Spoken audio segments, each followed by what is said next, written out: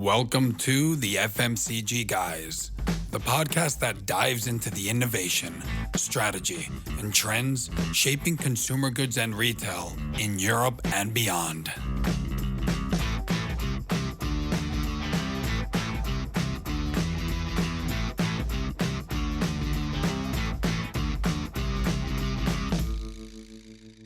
Welcome to the FMCG Guys podcast. I'm your host, Daniel Torres. If this is the first time you tune in, you'll want to know that this is the show that gives visibility to the top voices in consumer goods and retail in Europe and beyond. Now that we've reached episode 200, let me thank everyone for all your support, all the listeners, all the guests, of course, all the community. And remember, you can go on our website or on your favorite podcast platform to entertain yourself and hopefully be educated with some of the industry's top voices. And remember, we are a part of a family of podcasts headed by the CPG guys in the US. So tune into their show to learn about what's happening in consumer goods at the other side of the Atlantic. And also, if you haven't yet, remember to follow us on LinkedIn. As we speak, we've just hit 17,000 followers, which is very exciting as well. Maybe we'll reach episode 17,000 soon as well. And you can also follow us on Instagram, which we're ramping up once again. And so today I'm very, very excited in this episode 200 to speak with one of the UK's top grocers, which is Sainsbury's, and also Nectar360, which is a loyalty, insights, and retail media business owned by Sainsbury's. And at this time where I feel like we're coming to a decisive crossroads in the industry, after some roller coaster years, we're changing phase and really going into a truly omnichannel world where it's more exciting, but also harder than ever to find the consumers where they are and to send them the right message to engage them. So have two great experts to speak about this. On one side, we have Rachel Clark, who's the grocery director at Sainsbury's, and Amir Rasekh, who's the managing director at Nectar360. Hi, guys. Good to see you. Hello, Daniel. Hi. How are you doing? And we were talking a bit about the weather. Still a bit of summer here in Barcelona, not so much up in the UK. Well, the sun is out this morning, Daniel, but it's been terrible the last week. It's been raining every day for about 7 days. And as it happens, like the other side of the coin here in Barcelona, today it's been raining and the rest of the days it's been sunny. So it's normally that way. What I do like about this time of the year is that there's a lot happening work-wise. It's a lot of fun, and also football's back, which does give me a lot of entertainment and joy during the weekend. I was thinking, Daniel, as we came into this podcast, to use a retail term, you're getting a bog off, buy one, get one free. In Rachel, aren't you? I know. I no pressure. I mean, episode 200 couldn't have less, right? And for the avoidance of doubt, I am the free item in this conversation. Well, actually, why don't we start here? Tell us a bit about yourself and what you do at Nectar360 and Sainsbury's, and obviously, if there's some alien here listening, a bit about the business. Hi, everybody. As Daniel said, I'm Rachel Clark and I lead our grocery business at Sainsbury's. So Sainsbury's is the second largest supermarket group in the UK. We've got 600 shops, big supermarkets, big boxes. We've got 900 small shops. And then we have, as you've alluded to, Daniel, a big omnichannel presence as well. So both on-demand channels and also groceries online. So a big operator in the UK, and my role is I work with many of the guys who'll be watching here. So my supply base is primarily branded. We have an own brand proposition as well, but it's heavily branded and lots of fun working with all of those FMCG suppliers. Awesome. Thanks, Rachel. And thank you, Daniel, for having us this morning, actually. I lead a business called Nectar360, which is part of Sainsbury's Group. Nectar360 is a loyalty, insights and retail media business, and we serve around about 900 clients every year. So we're very much set up as an agency, wholly owned by Sainsbury's, but an agency that serves over 900 clients every year. Everything from running Esso's loyalty program through Nectar in the UK, right through to providing insights and retail media services to the likes of Unilever and Samsung.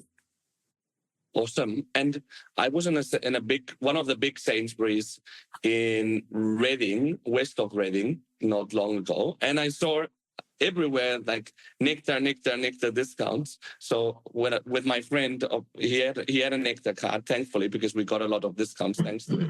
So what's the relationship between, apart from being owned by Sainsbury's, what's the effective relationship between the two businesses? Yeah, so wholly owned by Sainsbury's. We are part of the Sainsbury's family. The relationship has evolved over time. So going back 5 or 6 years ago, Sainsbury's acquired Nectar and a joint venture at the time called Insights Communication. And through iteration of our business, we now call that business Nectar360. So we've really consolidated all our loyalty, insights and retail media services under one brand, which is Nectar360. And that was a strategic decision. And that decision was made on a number of different levels. One, as Rachel talked to as part of her introduction, a big proportion of our business is branded products. And we wanted to create an environment where we could support branded suppliers in Sainsbury's, Nectar360's clients, to be able to understand customer behaviour, Sainsbury's customer behaviour, just as well as we can at Sainsbury's, and equally create a retail media capability that allows our clients, FMCG brands, to be able to engage our customers just as well as we can. Yeah. Should I just come in, Daniel, as well? I think what Amir said is absolutely bang on. So there is a separation between the two parts of business that we'll probably want to come into. But the great beauty is that we're working from the same database of information about our customers. And what you saw, I think you would have been in our Calcott store if you were just outside Reading. The step on that we've done with Nectar Prices has been really, really, really crucial. And you've seen that across the market, loyalty pricing happening.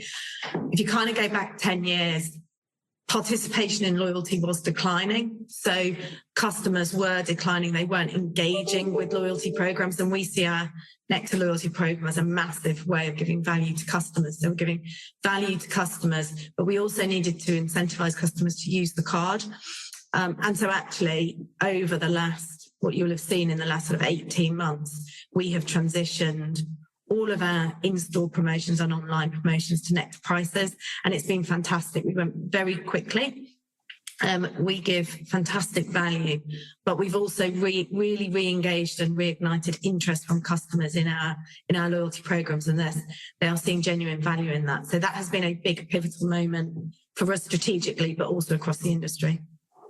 Yeah, and that point on separation is a really important one. And I'm sure, Daniel, we'll get to where we integrate and how we have sort of degrees of separation as we discussed this morning. But that level of separation is really important, given we want to build a professional business that serves clients brilliantly. Yeah. And there's levels of integration that allows us to join the dots, but also separation, enough separation, degrees of separation that allows us to deliver a true client service to the market through Nectar360. Yeah, because there's also a degree of like the relationship that you have when you're a separate business than when you're a department of the business is also very different. So it makes sense. Yeah. And Rachel, my friend and I are a living example of like how effective the program is, because he had to go to the reception to get his card back. So he's back in the program now. And I know that Sainsbury's prides itself on developing like true partnerships with suppliers that transcend merely transactional relationships, which is a big issue for FMCGs right now. Rachel, can you tell us a bit about that approach and what's the secret behind this strategy? Yeah, so I would say over the last 3 to 4 years in particular, we've always had good relationships with our suppliers, but as you say, there's been a shift to be much more strategic, I would say, in the way that we approach our relationship with our partners. We've reset our purpose, and we are much more purposeful in what we do as an organisation, and food is absolutely at the heart, which means that the FMCG suppliers are absolutely critical to our success. And we talk a lot about first choice for food and being first choice for food. And that doesn't mean just first choice for customers and colleagues. It also means first choice for suppliers. So if I kind of bring that to life, what does a strategic relationship look like? It means we're having longer term conversations with our partners. And why is that so important? Well, it means you can plan more effectively. We want to be first choice for suppliers' innovation. We want to be first choice for their big activation. So I say that's really the big piece for me, and therefore it enables you to talk more long term, which then really helps the way that we work with Nectar360. I don't know whether Amir, I think where we've really got a sweet spot between my trading teams and Amir's Nectar360 teams is that when we've aligned with a supplier on what our big outcomes are and what their big outcomes are, so we understand each other's goals, we then can have a really purposeful conversation with Amir's team that's based on customer insight, but also with enough time to plan for whatever activation. And then that means you can have a really integrated approach. Don't know, Amir, if you add on to that. No, I think that's spot on. And we'll talk about that, I'm sure. Yeah. I think the other bit, Daniel, I'll just say is, as Sainsbury's with the new purpose, we are definitely more ambitious. And you probably can see that when you walk around our stores. So we have stepped on significantly in how we activate in stores, but also just the boldness, so the confidence, and that then leads to bigger, better ideas with FMCG. And we are doing things that probably 3 or 4 years ago we wouldn't have done, which means that, again, you're having that real partnership conversation. No, that's great. And I think it's a bit of a more fresh approach, a bold approach is needed, right? As I said at the beginning, I think we're at a bit of a crossroads, and I think we need these category leaders to lead the way, and those, I think, will be the ones that will be ahead of the curve. And Amir, you were talking about like this duality of being part of Sainsbury's, but at the same time acting like as an independent business and also serving companies like Unilever at the other side of the table, which is really interesting. You must have some very interesting linkable data there. How do you structure like the operations of Nectar360 as the MD to provide that best-in-class services at both sides of the table? Yeah, there's a few different levels to answer that question. So I'll come back to the structural bit in a second, if that's okay. Often when finding a point of difference and strategic advantage in a market that is hugely competitive from a retail media perspective is a really interesting challenge and opportunity to have. And I think, there's often this point around uniqueness and point of difference in the market. And you can be tempted sometimes to say things that are really profound around scale and rate of innovation. But actually, if you scratch the surface of what our clients tell us, and I spend a lot of time listening to what they really want and what makes a difference in their working relationship with organizations like Nectar360, 3 things come out. And then I'll get onto the structural bit. Number one, our ways of working is seen as a point of difference in the market. Okay, so we work really, really hard to find the right balance between integration with Sainsbury's, helping to join the dots, whilst maintaining these the right degrees of separation so we can provide this true client service to our FMCG clients. Brands, FMCG clients, they want a nimbleness of an agency relationship. And they want client service. And something that we get called out regularly by our clients is our service is exceptional, and please keep that going. People really do count in this market.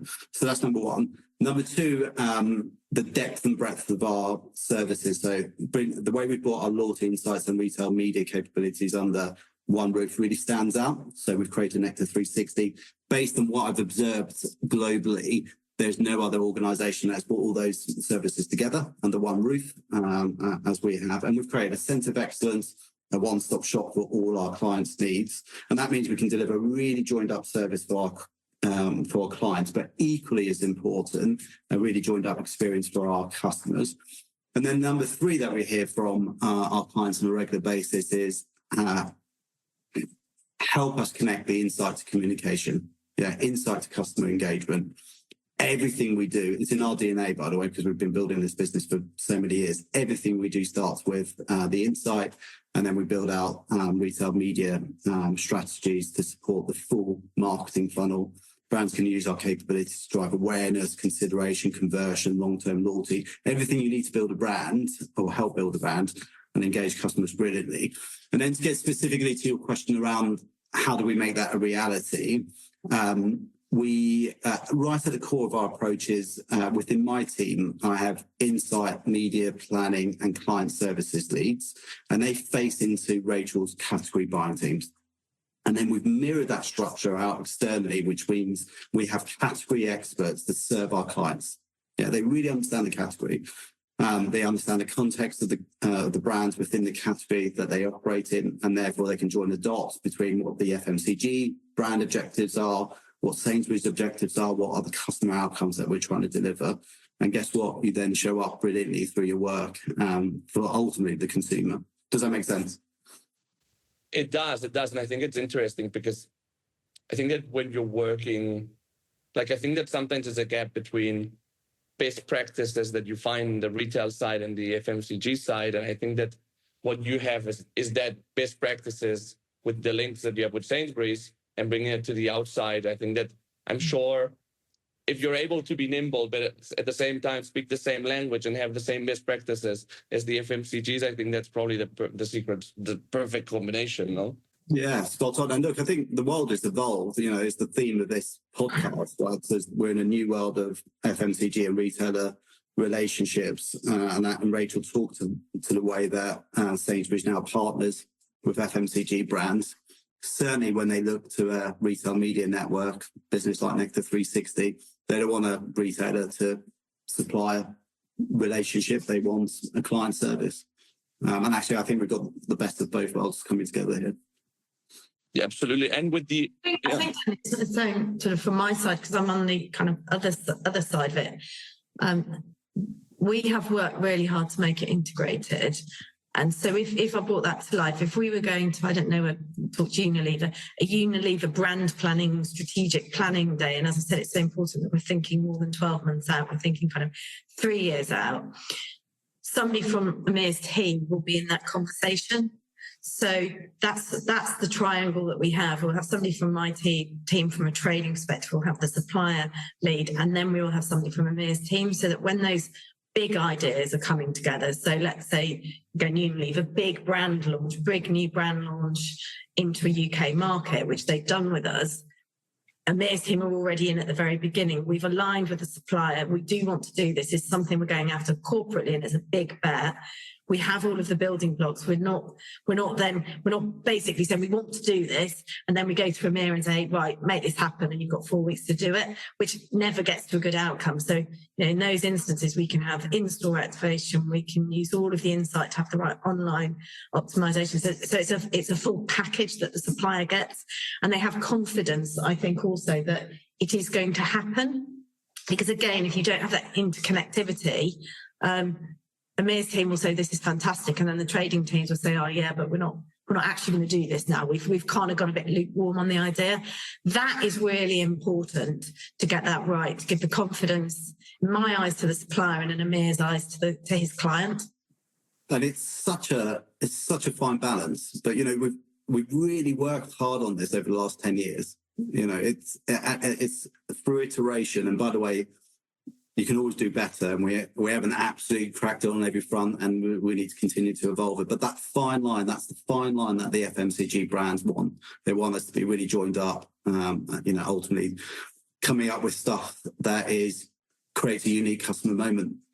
Yeah, and talking about like being perfect or not, I mean, also along these lines, like whatever's perfect now won't be perfect in a year either, right? Exactly. So you have to keep on innovating. And I know that Nectar360 has like a suite of insight solutions. How are these like insights used to like inform customer decisions at Sainsbury's, but also even at the brand side? Yeah, so customer insight has been at the heart of decisioning at Sainsbury's. I've been in and around the Sainsbury's business for the best part of coming up to 24 years.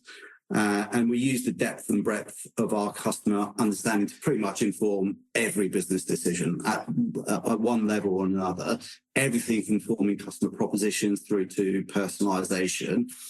Rachel touched on this point around this common sort of customer language. I think that's the sweet spot. So over the last over recent years, over the last 3 or 4 years, we've built and developed a proprietary insight platform called Sainsbury's Insight Platform. which allows us to democratize the same aggregated insight to both our internal colleagues and FMCGs. We also have a version of that for our GM business as well, and the brands that operate within our GM business.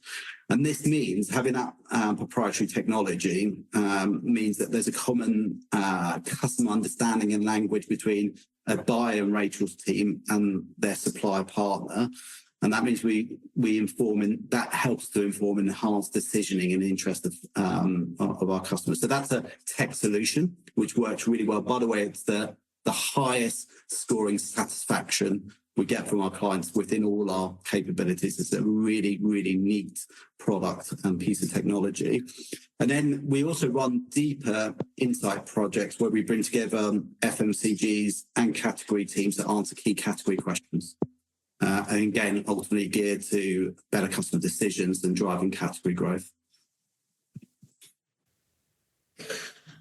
And talking about FMCGs, like I think from what I see speaking with everyone in the market, I think again, they're finding it a bit difficult to connect with the consumers, to stay relevant ultimately, right? And if you think about like the innovations or the new billion-dollar brands we've seen come up in the last few years, we see that the big groups are struggling.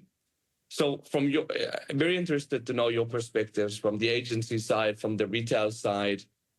How do you see them? Like, how can they keep their brand front of mind in this omnichannel world where being in stores as important, like being in store and being outside of the store and online and present in different touch points is so important? Yeah, should I go first and then hand to you, Amir? So I think you're right, Daniel. It's really interesting, isn't it? And at a really macro level, I think you can see the FMCG suppliers that are investing in their brands and investing in their above-the-line marketing. So the brands that continue to invest in innovation and continue to invest in marketing do have an edge, and that is really interesting. I also think the FMCG guys that have a bolder ambition and are willing to be more agile are winning in the market.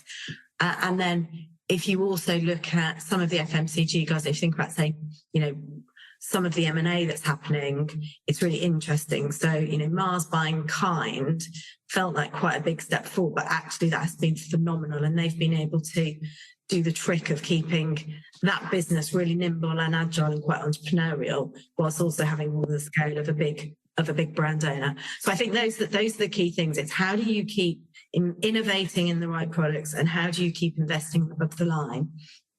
And then how do we think about how we serve customers? We are very much thinking about missions. So we think about how do we serve a customer on a mission, and therefore how do we have the right product in front of those customers when they're on a mission? So if they are making a meal, then how do they get the chicken and the whatever branded sauce, and how do they get the extra toppings? Where does the dessert go? Where does the wine come? So we are absolutely thinking about missions, and clearly that's really easy to do online because you can bring all of the products together.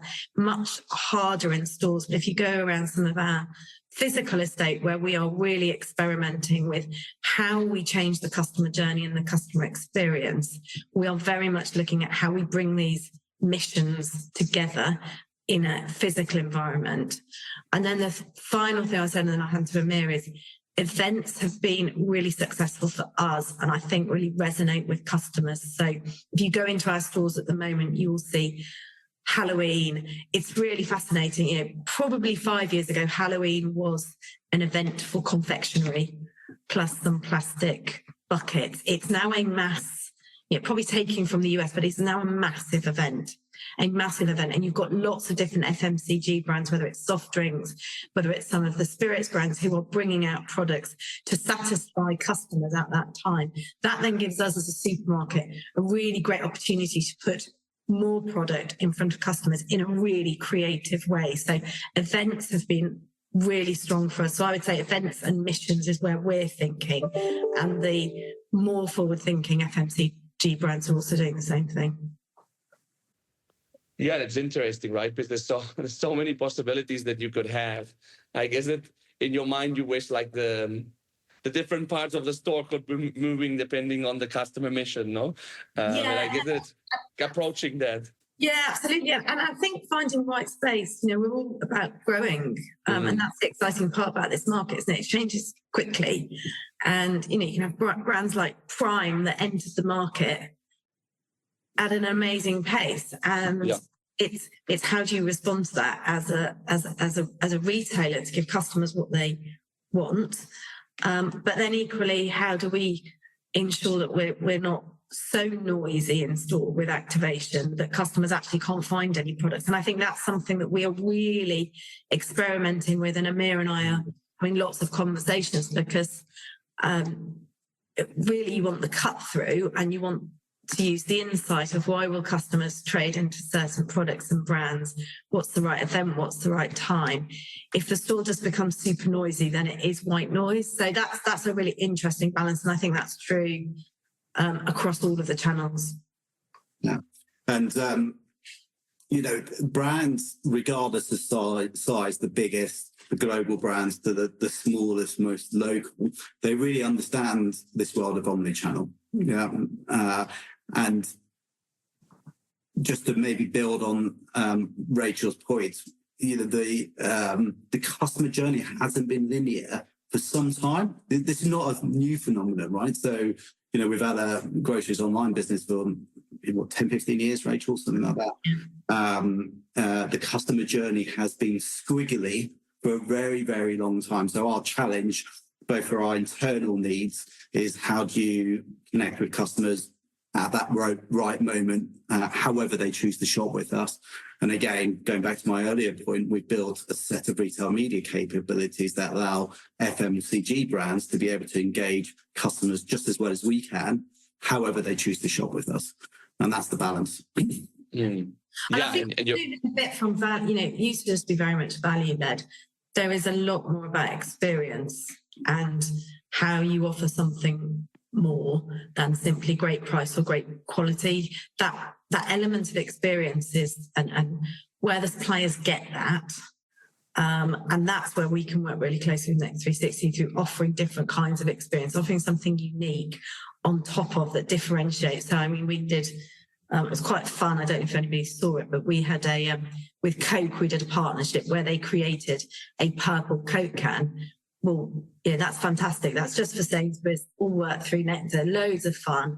I expect a few of them are on eBay. It was literally Willy Wonka-esque. Customers buy Coke and see if you can find a purple Coke can. I think there were 250 in the whole of the country. That's the kind of unique experience that you need to get, so that customers were super excited about it. It's fun, it's joyful, and quite playful. And that's the kind of thing that we're finding will really resonate. Yeah. But you've got to keep having those really strong ideas, and you can't have 30 of those strong. You can't have everything like that. So that's where we're sort of finding bits of sweet spots for us, which is where we offer customers an extra bit of fun, a bit of joy, something that's quite experiential. That is my favourite campaign of all time. I've got to say, I've been doing this now for 10 to 15 years, but it was brilliant, Daniel. I don't know if you saw a purple Nectar can. Unique customer moment, as Rachel said, really bring together that way of working that we talked about earlier on, integration. And I often reflect on the fact that there is often a view, maybe historic now, that actually the retail environment can't be creative, but it can. And then you really think about the different environments that exist from a media perspective.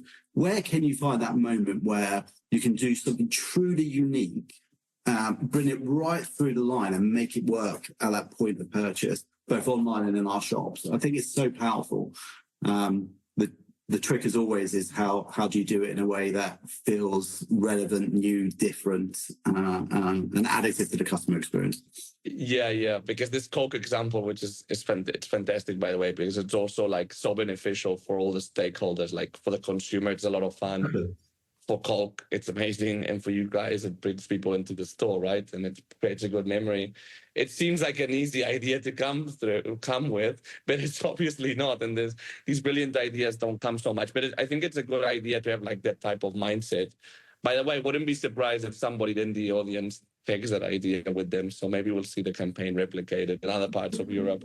Yeah, and look, it really works from a customer perspective. It certainly works from an FMCG perspective. But what you find also is our colleagues in store, they absolutely love this sort of stuff. So a way to engage with customers and in that in-store environment is they really enjoy it. Yeah. Secret sauce, actually, we quite often forget that these things happen with a bit of magic, and it generally is the colleagues who get really excited. The other trend I think I've seen quite a lot is celebrity endorsement. And I don't know whether that's a trend globally, but certainly in the UK, most brands now have a celebrity endorsing them. And again, it's about how do you pick the right ones and how do you back them? But that also creates lots of excitement. We had Ed Sheeran in one of our local stores. I mean, how amazing. He's promoting his brand that Heinz own. And those are, as you say, Daniel, it's what triggered it. Simple ideas takes so much energy and effort and a bit of confidence and risk-taking from all sides to be able to pull those kind of things off. But they create their own momentum. And that's only possible because of how the digital landscape is. You wouldn't have done that years ago, but now we have so many different ways of communicating with customers, and you have to keep being ahead. Yeah, and that Ed Sheeran one is a fab example because he was quite literally in our shop behind the sampling stand, sampling the product that he was a brand ambassador for. And you can imagine the energy that creates for our customers and colleagues. That was fantastic. No, but it's interesting because ultimately it's like digital is enhancing something that's kind of always existed, which is people talking about an experience to other people and recommending it. It's a bit of like the Ronald McDonald kind of formula in some way, no? Yeah. That turns up at a random store, and so and obviously digital helps you like send a message and get it to more people. Yeah, and look, we've got this incredibly strong digital commerce backbone in our business. Yeah, so a really well-established, scaled e-commerce proposition, Sainsbury's.co.uk. We have something called Smart Shop in our stores, which is the handsets that you can scan products on and check out, and you get served offers on those handsets that are relevant. And we're in the process of digitalising our in-store environment, which I expect we'll get onto and talk to. So, it's really interesting how you make all those things work in a way that is additive to the customer experience. And talking about retail media, which we talked about a little bit, when you think of FMCGs, what type of tips would you give them? Because obviously everybody wants to do things. Is there any, like, from your experience, any type of insight or takeaway that you would, if you went to advise an FMCG company, you would give? Yeah, I get asked this question quite a lot, and there's typically 4 or 5 points that I go to. One, the opening gambit always is really, really important to us as a business. It must be, you must have a customer first mindset. Customer first mindset is key and king. Every plan must start with customer insight to inform your retail media strategy. Yeah, it's the starting point for everything you do. Number 2 would be retail media should be a tactical bolt-on. The most sophisticated brands out there, and then when I say sophisticated, that's both the biggest and the smallest out there. They see retail media now as a formal part of how they grow their brand. Yeah, they're really focusing on supporting the big bets, the key customer moments. They work really hard on making sure these are planned far out. They're strategically aligned to what they're trying to achieve more broadly as part of their marketing strategy. So retail media shouldn't be a tactical bolt-on. It should be a formal part of your marketing strategy. And then you should expect a fully integrated multi-channel recommendation from your retail media network. Yeah, as we've talked about, the customer journey is no longer linear, it's squiggly. And when you do it in a really joined up way, the sum of parts come together. You really shift the dial on both conversion and brand metrics, and you deliver those unique customer moments as we've discussed. And then, the theme of a lot of what we talked here, FMCGs shouldn't forget in this context, they are the clients. So they should have a very high expectation of the services that they get from a retail media network. When you do retail media well, it works brilliantly and it shifts those dials that I talked about. So you should really challenge your retail media networks, even if they're owned by a retailer, as you would any other agency. And maybe the last one I regularly call out when we have these types of discussions with our clients is lean into a broader partnership that's centered on learning. You know, we're breaking new ground. How do we work together to really understand those interesting and unique customer moments? How do we create them? You know, we shouldn't forget the FMCG market are hugely sophisticated in how they engage with customers, and they can bring a lot to the party. So it should be a leaned in partnership where you learn together. Yeah, absolutely. I think there's some parts where FMCGs are very, very, very strong. And I think that they can add a lot of value to the retailer. And it's going to be interesting, as you said, like FMCGs on the buying side, right? It's like changes. I think it will just be fascinating to see where that relationship goes. And hopefully it will be one of growth, one of like upwards growth than the other way around. What about, you kind of hinted to it, in-store digitalization? I feel like it was like a big theme around 2017, 2016. Then there was like the big shift to online, and maybe the stores kind of remain the same. Are we going to see updates on that side? Let me just kick off on the store things. I think that is really interesting because I think you're right, Daniel. There was a sort of view that the store was dead and it was all going to go to online. We would all have our groceries delivered to our front door. Why wouldn't we? And there wouldn't be supermarkets. I think COVID shifted that. And certainly our strategic thinking is that whilst online will be a really important part of the portfolio, the supermarket is still incredibly important, and therefore the supermarket environment is incredibly important. We are investing in our stores, so we are doing a lot of work, as I think I said, around our stores, and we talk about mission-based stores, which is, again, really mapping the customer journey all the way through coming in the front door, all the way through to their exit.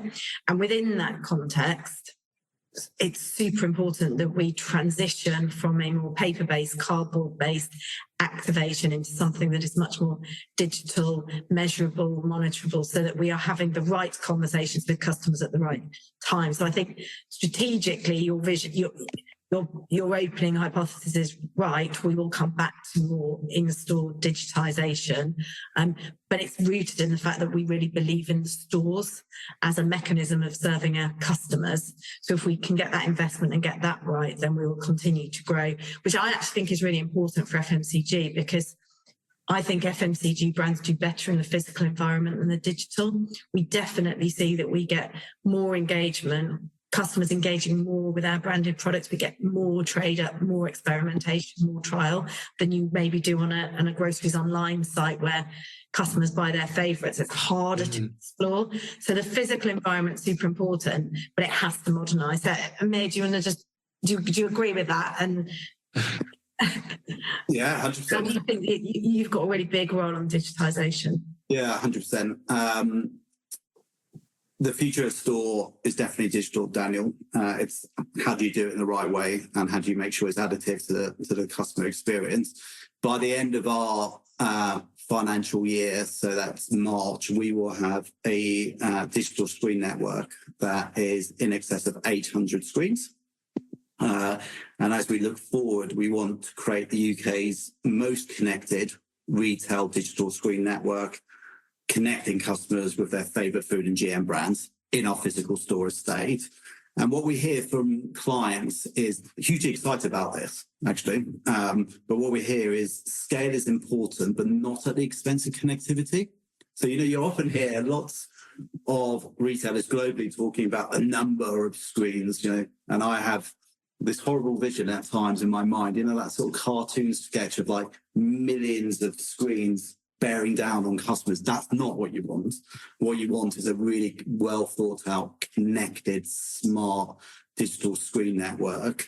And the way we do that is being really smart around our tech stack and that we would really want to make sure that network is additive to the customer experience and find the right locations in our shops to be able to engage customers with their favourite brands at that relevant point of their journey. So that's a plan that's in full flight, and lots more to come in that space. So we'll be watching next time I go to a big Sainsbury's store. Yeah, and we've experimented with interesting things, and these things will keep coming around, because we've experimented with our own content, with our partners' content. We've experimented with interactive screens, and some of that interactivity, it's too soon for the customer. They don't actually want to start pressing buttons, but I think that interactivity will come. So Amir is right. We will do experimentation to see what really works at the micro level for the customers, but with this really strong spine, because the end game is really clear. We will have a digitized shop that talks to customers when they want to be talked to. And when you think of so it's interesting to see like the store of the future. What about the retail media of the future? What do you think that will look like? Yeah, there's so many different levels to this how to answer the question, isn't it? But looking into a crystal ball. So look, I think at an industry level, there will be standardization of measurement. Yeah. And as industry leaders in retail media space, as leaders, we have to work across the market to make sure that standardization of measurement happens for clients, because there's ease of use there. So that's number one. That's going to happen. The counter to that is, if you speak to a lot of my clients, they want that sort of baseline of standardization, but they want bespoke elements to their measurements needs. So that's a really tricky one for us to juggle. But as an industry level, leaders should really drive on that, because that's really important. And then when you look at your own retail media network, you've got to work really hard on removing complexity for clients. And that's something that we're obsessed on. So I expect further sophistication and unification of solutions across that in-store, on-site and off-site environment. That's got to happen. Again, going back to ease of use. We talked about continuation of digitalization of the store environment. That's definitely going to happen. And really key there, how do you integrate those store networks with your on-site and off-site environment? Again, because as we've discussed, the customer journey is squiggly. It's no longer linear. And dare I say it, Daniel, the application of AI. And I mean, the opportunity there is very deep. The things that I'm particularly excited by are enhanced personalization, predictive audience planning, optimization, and performance, truly real-time reporting of performance and the ability to nudge and optimize on the back of it. And of course, going back to this point around retail media can be really creative. How do you use AI to generate content creation, rapid multivariate testing? So a real span of standardization, removing complexity into new world digitalization of store and AI. Well, we won't be bored, won't we, us working on FMCG and retail? No, never bored. And we've looked into the future, and now I have our famous question that we ask all our guests, which is a bit looking into the past, if you like, which is, with everything that you've learned during your careers, and obviously people are welcome to check your LinkedIn, as I did before the call, and you've had both very interesting careers. With everything that you've learned during that journey, if you went back to your younger self as you were starting to work, what would be that one piece of advice with everything that you've learned? After you, Rachel. I mean to go first. So yeah, this is a really good question. I like this question. So I think I would say three things. Don't be afraid. Seize opportunities when they come along, and keep being curious. Those would be my three things I would say to my younger self. Yeah, hindsight's such a great thing, isn't it? I do love these type of questions. I wish I had invested more time early on in my career understanding the reasons for certain behaviours. Yeah, I basically wish I had worked hard on development earlier on in my career and was more self-aware of myself. And look, that's often because we always get asked by members of the team to sort of share advice, etc. But it's amazing that there's so many leaders out in any organisation that you're in who are very willing to give up time to help, develop. And you should definitely be open to having a deep understanding of your own behaviours, but also using mentors and external coaches to help you on that journey. I've got to say, I don't know if Rachel agrees, but the younger generation do seem to be much more focused on their development, actually, and in general have a deeper level of self-awareness. I don't know if you agree with that, Rachel. I think they do. I think they're also more demanding. Probably the flip side, isn't it? Which is impossible. What do you think, Daniel? Yeah, the thing of being more demanding, like I started working like 11 years ago. So I went through, when I was going through university, there was like a huge recession, right? So here in Barcelona, you couldn't even get a job like anywhere, basically. So we were kind of like, when me and my generation started working, we were like, wow, we've got to really work hard, and because if not, we'll lose our jobs, right? And I think that if you come from that mindset, it's very different from the people that are entering the workforce now, but coming from over like 10 years of economic prosperity, right? So I think that both things have advantages, but I think that not taking things for granted. I think probably people that started working in the mid-90s, so around that time, also came from quite a big recession. I think it's a very different mindset, right? Yeah. So I'm going to try to sum up everything that we've talked about here. It's going to be impossible because there's a lot, but I'm going to do my best. And obviously, feel free to give me feedback. I've done this 200 times now, so I guess that there must be something to it. So let's start about Sainsbury. So talking about 600 shops, big shops plus 900 small ones. So not difficult to find a Sainsbury's when you're in the UK, and also the color orange helps find it, I have to say. And Nectar360, super interesting value proposition with its links to Sainsbury's, but also working with over 900 clients. I think that you have like a very interesting business proposition, to be honest. We talked about being long-term thinking with suppliers, which is a big topic now, obviously, for FMCGs, like how to work with retailers. So it's good to hear that somebody wants to take the lead on a partnership basis and not on like a being smarter than the other basis, so to speak. So I love that. I like also the fact that you have like with Nectar360 that whole suite of ways of working, breadth of services, and customer engagement. I think it also goes very hand in hand with that long-term thinking and that partnership, because you can't really offer all these services if you don't have the long-term in mind, really. We also have some very interesting advice for FMCG companies. So you mentioned that the ones that are doing well are the ones that show ambition and agility, and that you have to understand that customers are on a mission. That doesn't necessarily mean they're gonna change the world, but they're finding a mission in terms of like, okay, I'm gonna buy for this, that, and the other thing, and you really have to understand like the whole shopping basket. And we talked about like occasions like Halloween as a great example of like kind of bundling the products together.